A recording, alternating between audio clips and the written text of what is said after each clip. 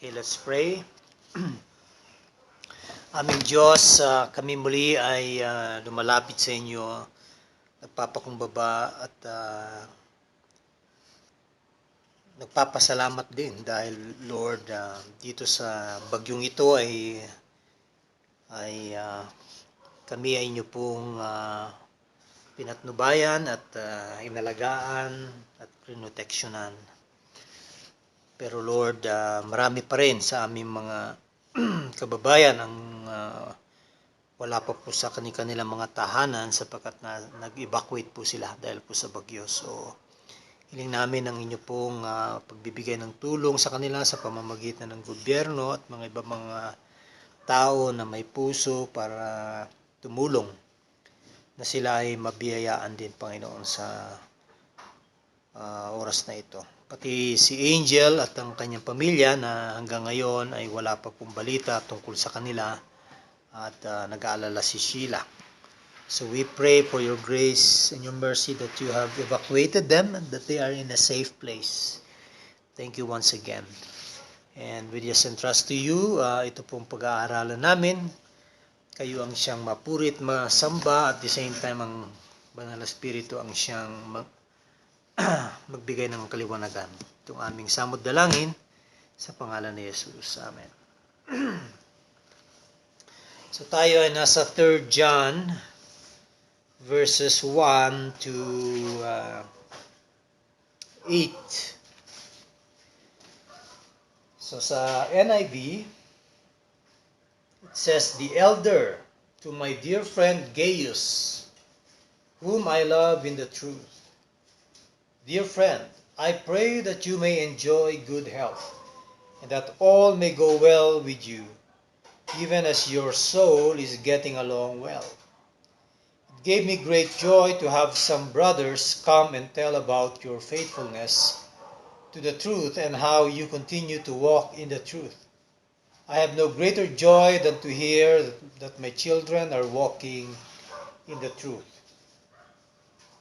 Verse 5, "Dear friend, you are faithful in what you are doing for the brothers, even though they are strangers to you.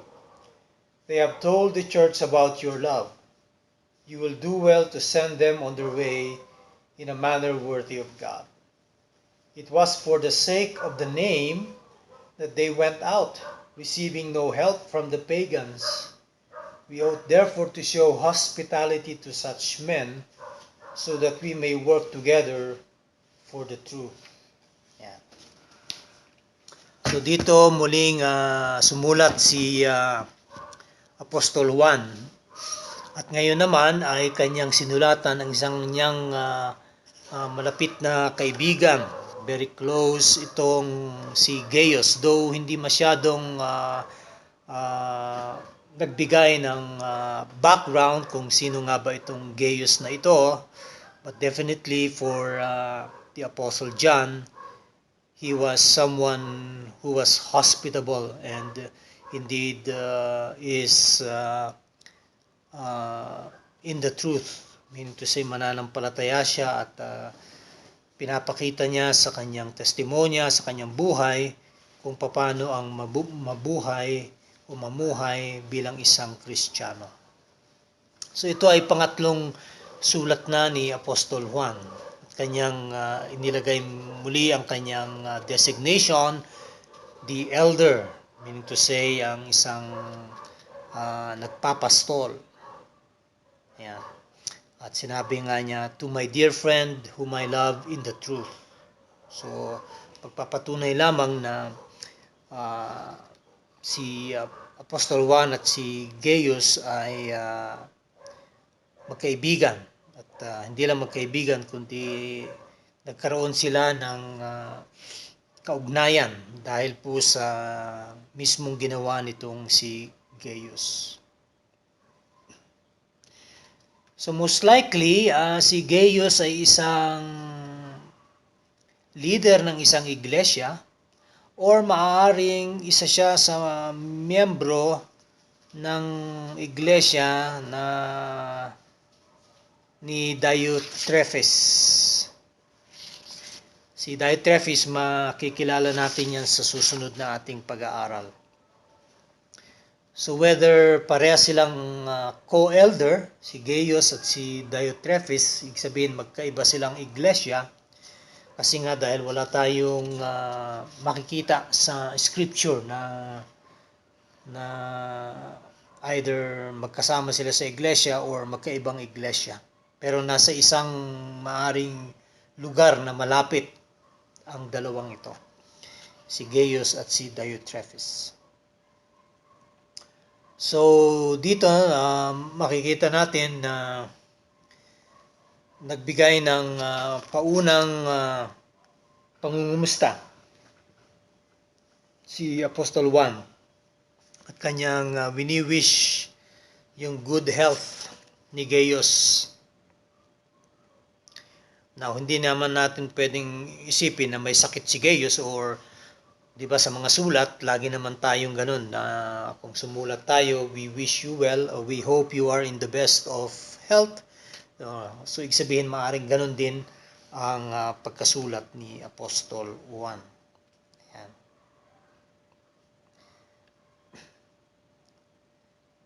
So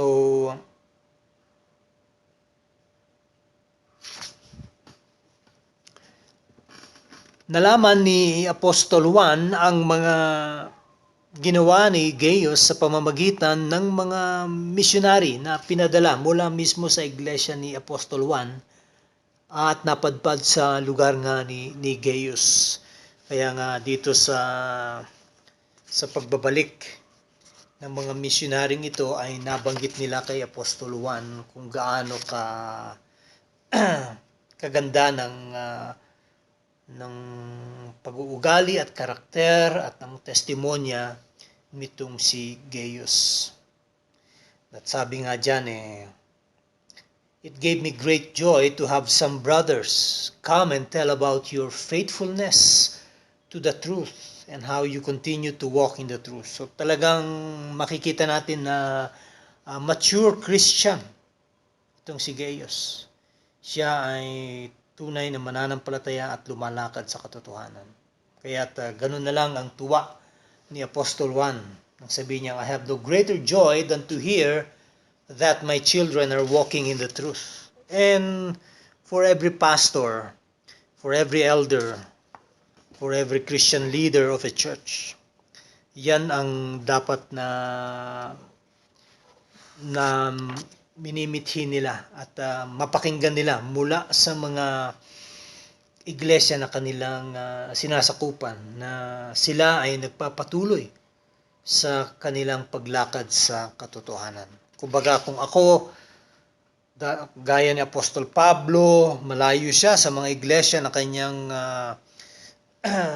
inebanghelyohan at mga itinatag, pero ganun pa man ay kanyang ninanais na sila ay lumakad sa katotohanan. Kaya't ako, kahit kayo malayo, kayo na dati nasa Hong Kong, nasa Qatar, ngayon kayo nasa Manila, ay ganun na rin ang aking panalangin na kayo ay patuloy na lumakad sa katotohanan. Kaya ng mga paglakad din ng mga kasamahan ko dito sa iglesia dito sa Baguio, na sila rin ay lumakad sa katotohanan. At isang kumbaga pangarap ng isang pastor ay makita niya na ang kanyang iglesia ay lumalago sa kanilang pananampalataya, na may nakikitang pagbabago sa mga pamumuhay, sa karakter, sa pag-uugali ng kanyang miniministeryohan. Sapagkat ito ay magiging kasiyahan niya na maipapakita niya na tunay nga kumikilos ang Panginoong Hesus sa buhay ng kanyang mga nasasakupan. Okay? So, I pray na hindi lang tayo nag-aaral para palalim sa salita, pero bagkus ito ay matratranslate sa buhay na marangal, na maayos at mabuti at makadiyos at hindi katitisuran ng mga tao sa ating paligid, mismo ng ating pamilya, ng ating mga kasambahay, ng ating mga kaibigan, mga katrabaho, at ng komunidad. Kaya ingat po tayo pagdating po sa ating testimonya. Maganda ito at marami tayong matututunan dito kay Gaius. So, itong mga missionary na nagpunta sa lugar ni Gaius ay kumbaga itong ginawa ni Gaius ay pinatuloy sila.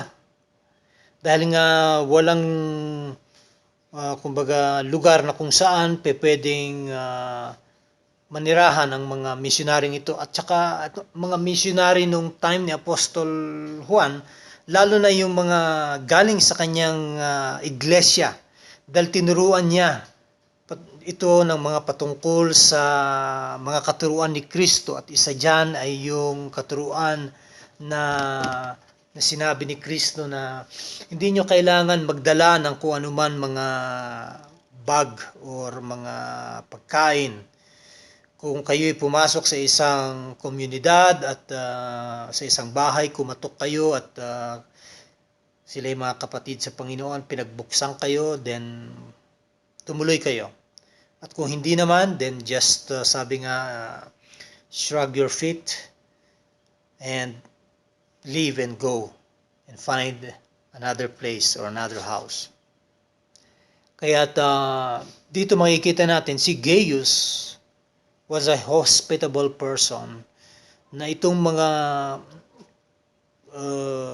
Kristiyanong galing sa church ni Apostle John, mga missionary sila, ay pinatuloy niya sa kanyang lugar, sa kanyang bahay. Yeah. At doon nakita nila na hindi lang siya faithful as a Christian sa pagdating sa turo, pero sa kanyang pamumuhay sa araw-araw ay nakikita ang kanyang sinseridad at ang kanyang katapatan. Ayan. So napakaganda ng conduct at behavior at pag-uugali ni Gaius. At dito ngayon sa next comment nga niya, makita natin sa verse 4, I have no greater joy than to hear that my children are walking in the truth. Ito yung napaka-importanting balita na kanyang natanggap. Sasabi nga, hindi mababayaran ito ng salapi, sapagkat yung kanyang tuwa ay pagpapatunay lang na ang salita ng Diyos ay buhay sa kanyang mga kapatiran dito sa iglesyang ito. Kaya tinawag niyang mga anak. Isang pastor na tinuring niya ang kanyang mga kapatid sa ibang iglesia na kanyang mga anak, na sila ay patuloy sa katuruan na ni John patungkol sa pagmamahal sa Diyos, pagmamahal sa kapwa mananampalataya, at sabi nga, to go the extra mile, pagbubukas pa ng pintuan, pagbibigay ng hospitality doon sa mga kapatid na bumibisita sa mga lugar na yon. Yan. So patuloy, sinabi muli ni Apostle Juan, dear friends, sa verse 5. Pagpapatunay na talagang kinikilala niya si Gaius bilang isang kapwa niya mananampalataya at kaibigan. You are faithful in what you are doing for the brothers even though they are strangers to you. Ito pang mga misyonaring ito ay hindi mga dating mga nakahalubilo ni Gaius, bagkus sila ay mga bago. Yet, sabi nga, pinatuloy mo sila. Kaya sa verse 6, they have told the church about your love. You will do well to send them on their way in a manner worthy of God. Ayan. So again, makita natin yung warm feeling na in-address ni Apostol Juan si Gaius. Ayan.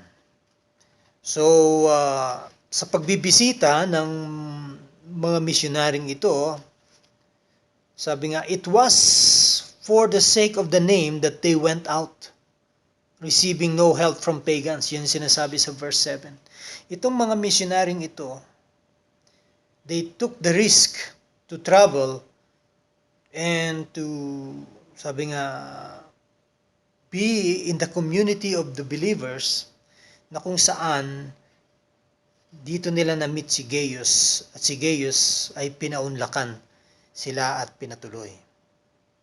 Kaya ito ang aming testimonya patungkol sa taong ito na si Gaius, at ito'y nakarating nga kay Apostol Juan. At dito nga makikita natin na truly, sabi nga ni Apostol Juan, Gaius is to be considered his son in the faith. So hindi lang niya in-entertain, kundi pinakita niya ang tunay na agape love, yung tunay na pagmamahal na walang kondisyon. So itong mga missionary ay may dala silang mga maaring mga sulat galing kay Apostol Juan na kung saan ay kailangan iparating sa mga iba't ibang mga iglesia. At sa kanilang paglalakbay ay siyempre wala namang mga eroplano o kotse nung araw, kaya kung saan sila abutin, doon sila maglalagi, lalo na sa gabi, at tutuloy na lang sila kung sino man ang may mga magmamagandang loob para sa kanila.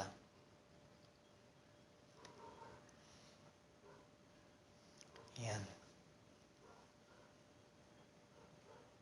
At dito makikita natin na ang mga Kristiyano noon at ngayon ay ganito pa rin ang dapat na kanilang kumbaga ipapakita. May hospitality. Kaya alam natin kapag may mga kapatiran galing sa ibang lugar, sa malayo, at kung nalaman natin na sila'y narito sa ating syudad, ay atin silang pinaunlakan na sa atin na lang sila tumuloy. Okay? At yan na nagawa na natin sa iba nating mga kapatid sa San Pedro, mga kapatid natin sa Sovereign Grace, na sila ay tumuloy dito sa ating tahanan dito sa Baguio. Sapagkat doon natin na ipapakita na tayo ay mga magkakapatid sa Panginoon.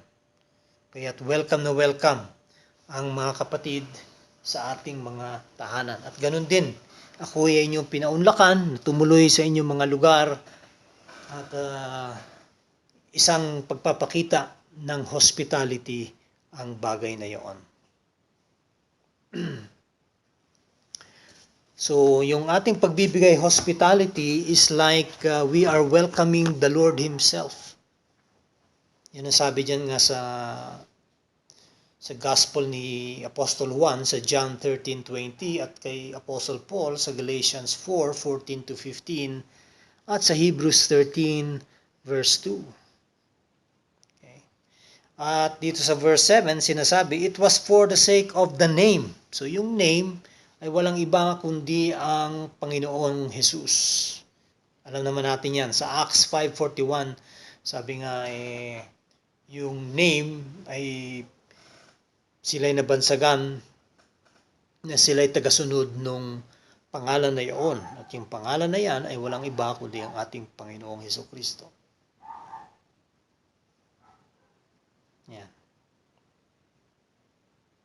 At sila mismo ay hindi tumanggap sa mga pagano. Pagpapakita na talagang yung mga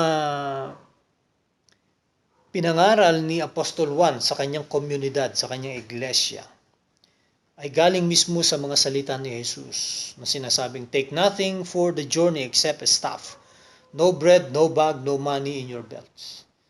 So whenever you journey or enter a house, stay there until you leave that town. Whether it was Jesus' words, freely you have received, freely give. Yan. So, ganun din po tayo. Pagpapakita lang ng tunay na tayo mga anak nga ng Diyos. Now, importante na hindi sila kumukuha ng suporta sa mga pagano. Kasi sabi nga, bakit ka hihingi ng suporta hindi naman nila kayo kilala, at the same time hindi sila kapwa mananampalataya. Kaya ako'y kumbaga hindi sangayon sa mga itong tinatawag na Pentecostal of the Fourth Watch, na kung saan sila ay nagtuturo kunwari ng salita ng Diyos sa palengke o sa loob ng mga bus or jeep or LRT o MRT. At pagkatapos nila magturo ay biglang merong mga kasamahan na may hawak na bag at manghihingi ng kung ano man ang donasyon. Ay, hindi po talaga tama yan. Kaya nga sabi nga, the gospel is free of charge. We have to preach the gospel freely. Okay? Walang bayad po yan. Hindi kagaya nun na parang pinapagbayad nila yung mga tao na hindi man lang nila alam kung mananampalataya yung mga yon. Okay? Kaya't mali po yung ganong klase ng pamamahayag. Kung mamamahayag ka, then mamahayag ka na yung mga street preachers, gawin mo. Pero wag kang hihingi. Sapagkat ang tulong na manggagaling sa iyo ay dapat sa iglesia. At ganun din si Apostol Pablo. Nung siya nangaral, hindi niya hinayaan na siya ay manghingi sa mga pagano. Bagkus siya ay naging tent maker. Okay?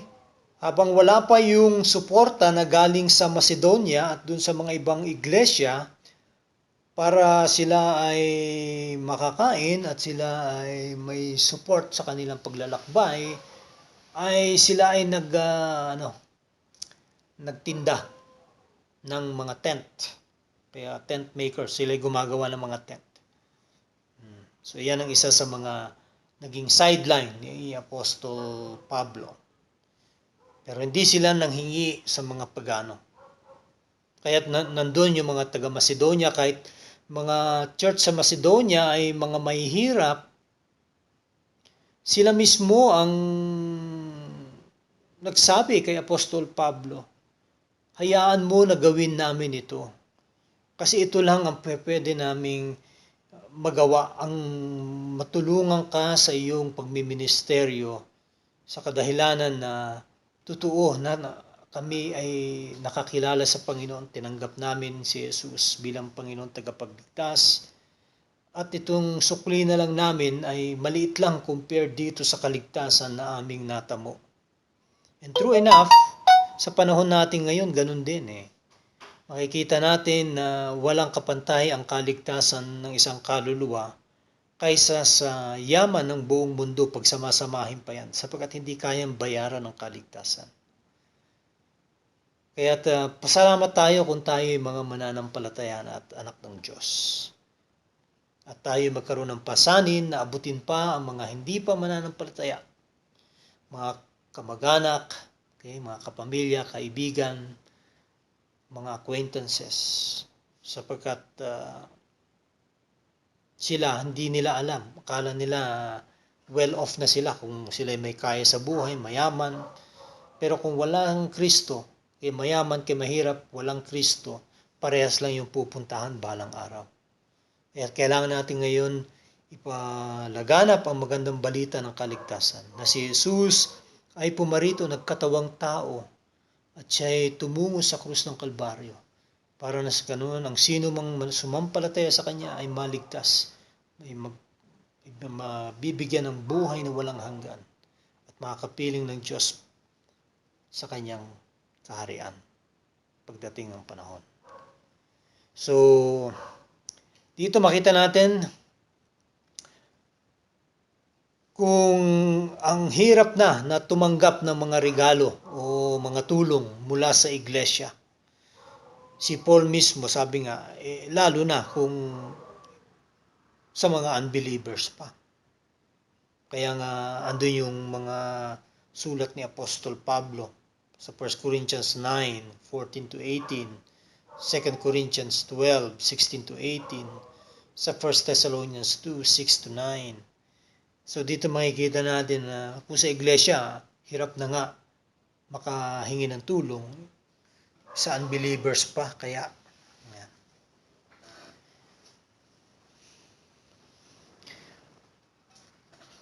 Alam naman din ni Apostle Paul na ang mga missionary ay dapat din masuportahan ng iglesia.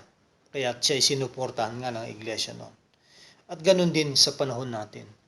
Ang mga pastor ay kailangan din makuha ang support sa kanilang iglesia. Sabi nga, those who preach the word of God is worthy of double honor. Yung double honor na yun, hindi lang respeto, kundi remuneration yun.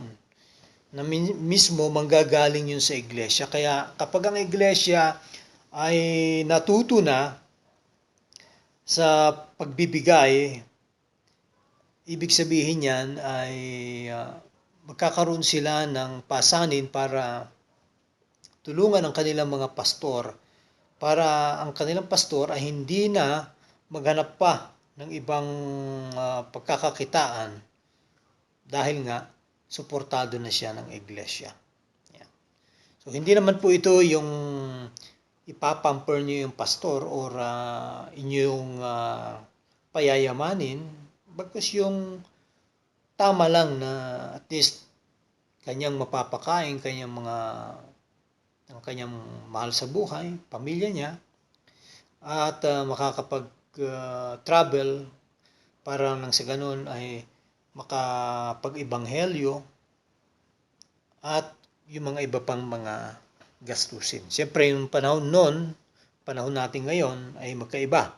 Ngayon marami pa ng dagdag, meron pang mga pa SSS at saka mga bayaran sa ilaw, sa tubig, sa telepono.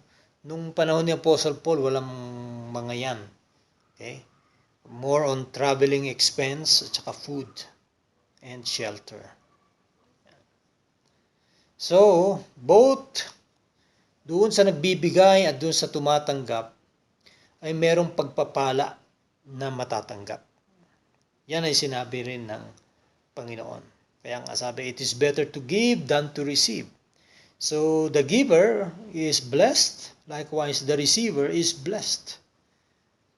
Kaya dito sa komunidad ni Apostol Juan, yung support na yan was part of the sacrifice a Christian owed to another Christian. Sabihin na, kumbaga,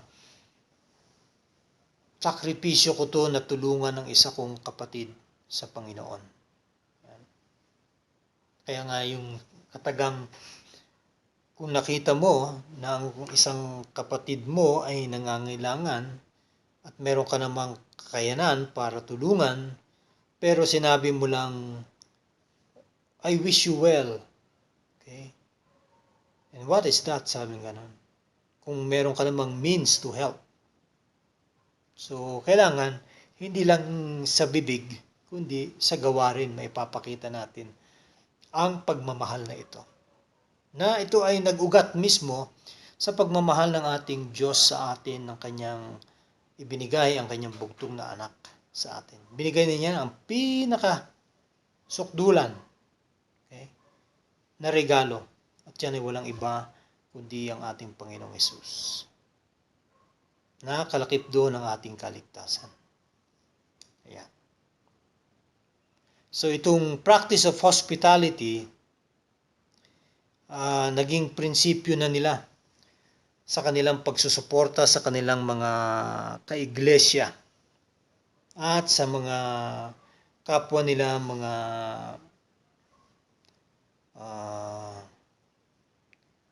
workers sa iglesia, gaya ng mga missionary. So, ganun din. Kaya kapag meron tayong missionary, ito nga ngayon, sabi ko, itong ating kapatid na isa, yung kasama natin na nasa Canada, ay sumusuporta ngayon sa isang, hindi naman namin kasama, pero dati siya kasing naging youth pastor Pero dahil nga siya'y nakasumpong na nung tamang turo, yung kanyang senior pastor, nakita na siya'y nagtuturo ng iba. So siya ay tinanggal sa pagpapastor. At siya na-meet namin. Nung na-meet namin, ay sinama namin sa iglesia. At nakita niya na, ay ito yung iglesyang ito yung mga gusto ko mga turo. So ibig sabihin siya ay namulat na sa Reformed Theology. Dahil yung dati niyang pastor is nasa Word Faith Movement pala. Kasi kilala ko yung dati niyang pastor kasi kasamahan din namin sa dating iglesyang sinasamahan ko. Dating nagtitinda yun ng salad master. Diba? Mga 300,000 yun, yung mga binebentang mga kaldero. Ngayon, pastor na. Siguro marami siya nabentang salad master noon. So, nasa prosperity gospel pa rin yung pastor na yun. Kaya nakakaawa sapagkat mali ang kanilang turo. Pero siya, tinanggal siya. At ngayon, nakahanap siya ng trabaho pero nasa bundok sa may mountain province. At dahil nga nandun siya, andun pa rin yung burden niya. Meron siyang isang iglesia na tinutulungan ngayon doon. Hindi namin kakilala. At nagustuhan siya ng pastor kung pwede raw mag-Bible study pa siya. At pati yung pastor parang nangangailangan ng training. So, isang malaking bagay na Kaya't itong sinabi ko kay Brother Lito, meron kaming isang tinutulungan. Dati siyang pastor pero ngayon may trabaho siya pero nasa mountain province. At dahil doon, hindi lang dahil doon, kundi naghahanap talaga si Brother Lito. Sabi niya, meron bang missionary na pwede kong suportahan? Sabi ko, meron. Sige. So yun na nga, siya na nga yun. So, praise God, nakatatlong bigay na itong si Brother Lito para doon at nagbigay din para sa akin. Nagpasalamat din ako sa kanya. So, talagang makikita natin na siguro kay Brother Lito, sabi niya, sa tagal ko ng mananampalataya at ngayon nasa abroad naman ako at kahit mahirap yung trabaho, kumikita naman, nakita niya yung significance ng pagtulong sa iglesia, sa mga mananampalataya, lalo na sa mga nagmimisyon. Sapagkat yung mga yan, pagdating ng panahon, sabi nga, yan ang makikita ng Diyos at yan ang bibiyayaan ng Diyos later on. Yan yung mga bagay-bagay na dadaan sa apoy at hindi yan masusunog. Lalabas yan na parang ginto. Yung mga bagay na yan na sabi nga ng ating Panginoon, whatever you do to the least of my brethren, that you do unto me.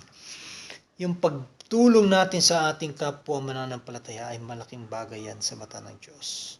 Dahil yung pagtulong natin yan ay parang sa Diyos natin iniaalay ang mga yan. Kaya't tunay nga kapag itinuro, gaya ng iglesia ni Apostol Juan, itinuro ang pag-ibig, itinuro ang pagtulong, kaya't meron tayong fellowship with the Father and with the Son, and that is why we now can obey the commands of Christ. And because of this, our lives likewise are changed. Nababago rin tayo, niaayos din tayo. At yan ay dahil ang salita ng Diyos ay buhay, totoo. Kaya't dito tayo magtatapos. Purihin ang Diyos. Maraming salamat sa inyong pakikinig.